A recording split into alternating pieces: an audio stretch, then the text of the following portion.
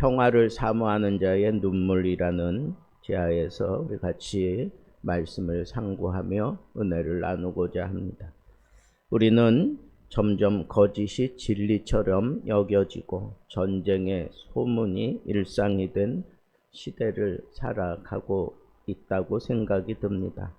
마음이 상할 때마다 우리는 하나님의 사람들은 어디에 있는가? 나는 이 속에서 어떻게 살아야 하는가 하는 질문을 수없이 되뇌이고 있습니다. 시편 120편은 바로 그러한 고민과 눈물로 시작되는 기도 시입니다. 성전에 오르는 노래라고 그렇게 부제가 붙어 있는데, 이 성전에 오르는 그런 노래의 첫 번째 시입니다.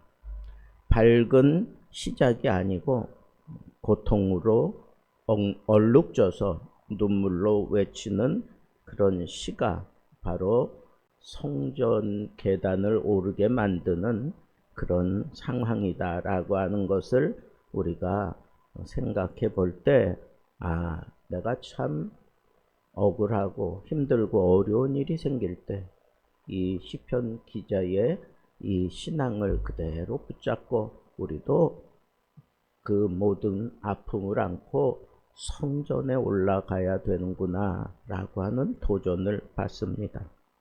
신앙의 여정은 늘 평탄에서 시작되지 않는 것 같습니다. 고통에서 하나님께 부르짖을 때 진정한 순례의 여정이 느껴지기도 하는 것 같습니다.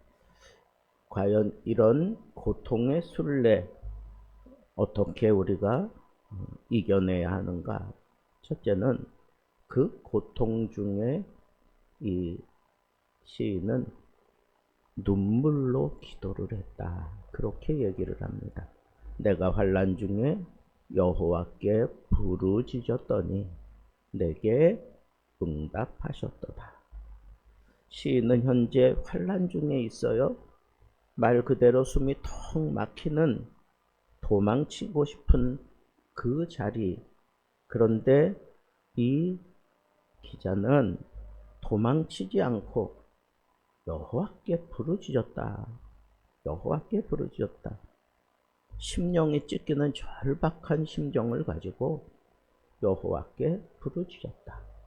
그런데 이 성전에 오르는 그런 노래라고 그렇게 제목을 붙여서 이스라엘 백성들이 지금도 성전에 올라갈 때마다 때를 이루어서 이 노래를 부르면서 올라가는 것을 생각할 때, 우리가 참 고통스러울 때 그때 바로 성전에 올라가서 거기서 하나님 앞에 부르짖어야 되는 거군요. 여러분, 세상은 점점 더 악해지고 점점점 우리에게 고통의 그 뾰족한 수를 더 늘려가면 늘려갔지 줄어들지 않습니다. 그런 세상을 우리가 어떻게 버티고 어떻게 이겨내는가? 눈물로 성전에 올라가는 겁니다. 성전에서 눈물로 하나님 앞에 부르짖어 우리가 이 고통을 유유히 뚫고 나가는 배처럼 미끄러져 나아갈 수 있다는 것입니다. 우리를 고통당할 때 제일 먼저 어떻게 반응을 보입니까? 여기 시편 기자처럼 눈물로 성전에 달려듭니까? 아니면 나를 도와줄 것 같은 그런 사람을 찾느라고 정신이 없습니까? 아니면 돈이 이 모든 문제를 해결해 준다고 생각하고 그렇게 동분서주하고 있는 것은 아닙니까? 진정 고통스럽고 고통이 내게 막 밀려올 때 바른 믿음을 가진 자라면 성전을 향하여 뛰쳐가서 그 계단을 오르며 눈물을 쏟아낼 줄 아는 그런 삶을 살아야 하는 겁니다. 고통이 깊어질수록 하나님은 응답하셨다 그랬어요. 응답하셨다. 요즘 우리 교회가 매일 저녁마다 모여서 눈물로 기도하고 있는데 하나님이 응답하고 있는 것을 우리가 느끼고 있고 반드시 그 응답의 열매로 이 성전을 가득 채워 주시리라 믿어 의심치 않습니다. 두 번째로 이 고통과 눈물이 가득한 세상 어떻게 우리는 살아갈까? 그냥 성전에 올라가서 눈물만 쏟으면 다 될 것 같지만 시편 기자는 거짓과 속임의 세상 속에서 탄식했다 그랬어요. 여호와여 거짓된 입술과 속이는 혀에서 내 생명을 건져 주소서. 성전에만 있었던 게 아닙니다. 또 여전히 내 삶의 자리로 갔는데 거기서 거짓된 입술과 속이는 혀가 나를 질식하게 만드는 거예요.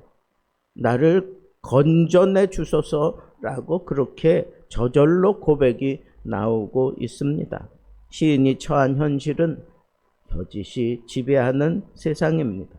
말로 상처를 주고 진리를 왜곡하는 세력들이 넘쳐나고 있습니다.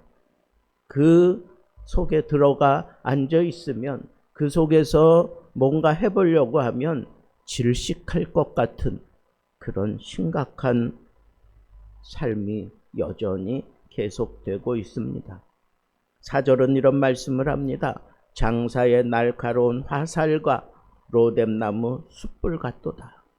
여러분 얼마나 그 아픔을 견디고 있는지 화살 촉에 찔린 것 같고 나무 숯불로 지져지는 것 같은 그런 심각한 아픔을 겪고 있는 것을 볼 수가 있습니다. 거짓과 악의 말이 얼마나 파괴적인지 우리는 여기서 생각할 수 있습니다. 오늘날도 그렇지 않습니까? 온라인 댓글 하나, 허위 기사 하나가 한 사람의 인생을 송두리째 무너뜨리는 것을 우리는 얼마든지 볼 수 있습니다. 거짓의 문화는 단지 고대의 문제가 아니라 오늘날 우리의 문제 아닙니까? 그럴 때 내가 지금 이렇게 질식사할 것 같은 그런 아픔이 있을지라도 나는 하나님 때문에 진리를 붙잡고 산다라고 하는 것이 바로 오늘 이 시편 기자의 고백입니다. 세상에 아무리 거짓과 심각한 문제로 나를 질식시킬 것 같이 뾰족한 화살을 세우고 뜨거운 횃불로 지져대지만 나는 끝까지 진리 위에 서 있어야 된다는 거예요. 나는 끝까지 진리 위에 서 있으니 하나님 나를 좀 내 생명을 좀 살려주십시오. 성전에 찾아가 눈물로 펑펑 울리면서 또다시 현실 속에 들어가서 뾰족한 화살을 또 경험하고 그리고 뜨거운 그런 숯불에 계속 막 질식할 것 같은 그런 현실 속에서도 진리를 놓지 않는다는 거예요. 진리 위에 서 있다는 거예요. 몸이 익어가더라도 여기저기 찔리면 만신창이가 될지라도 나는 이 진리를 절대로 포기하지 않을 테니 하나님 나를 좀 구해 주십시오 하는 그런 절박한 그런 기도가 이 기자의 기도입니다. 마지막 세 번째 보니까 세상 속에서 평화를 사모하는 외로운 삶을 이는 선택했다 그랬습니다. 매색에 머물며 계달의 장막 중에 거한 것이 내게 화로다. 여기 매색과 계달은 이방 땅을 얘기하는 거고 이방에 폭력이 있고 거짓 우상으로 가득 차 있는 곳을 지칭하는 그런 표현입니다. 정서적으로 영적으로 어쩌면 이 기자는 그 심각한 유배지에 있는 것 같은 그런 아슬아슬함을 느끼고 있습니다. 이렇게 탄식합니다. 내가 화평을 미워하는 자들과 함께 오래 거하였도다. 7절은 더 기가 막힙니다. 나는 화평을 원할지라도 내가 말할 때 그들은 싸우려 하는도다. 화평이 그 세상 속에서 용납되지 않는다는 거예요. 우리도 세상에서 비슷한 마음을 느낄 때가 있습니다. 진실을 말해도 오해받고 화평을 말할 때 싸움이 일어납니다. 그래도 우리는 끝까지 평화를 포기하지 않습니다. 왜? 하나님이 평화의 하나님이시잖아요. 마틴 루터 킹 목사는 나는 꿈이 있습니다. 아주 유명한 설교를 하면서 흑인들의 이 인권을 그리고 그 심각한 상황을 대변하는 그런 개혁자로 우리가 잘 알고 있는데 제목을 보세요. 나는 꿈이 있습니다. 그러나 그가 처한 현실은 감히 꿈이라는 얘기를 할 수 없을 정도로 심각한 그런 린치를 당하고 심각한 그런 비인격적인 그런 세태에 갇혀 있고 심각하고 어려운 폭력과 차별로 그저 얼룩져 있는 그 세상인 것을 우리는 알아야 합니다. 그 세상 속에서 할 수 있는 일이라곤 나는 꿈이 있다라고 그렇게 얘기하면서 비폭력적인 평화를 사모하는 평화를 갈망하는 그런 모습으로 그 흑인들의 지도자 역할을 감당하면서 결국은 이 마틴 루터 킹 목사가 요구하는 대로 역사는 그렇게 흘러가서 흑인들에게도 진정한 자유와 그리고 인격적인 그런 모든 문제들이 해결되어서 얼마 전에는 흑인이 미국의 대통령이 되는 그런 놀라운 역사까지 이루어졌습니다. 여러분, 한 사람이 외친 나는 꿈이 있습니다. 그 설교가 그의 삶을 대변하는 겁니다. 꿈이 없이는 살 수 없는, 나는 꿈이 없이는 살 수 없는 그런 사람입니다.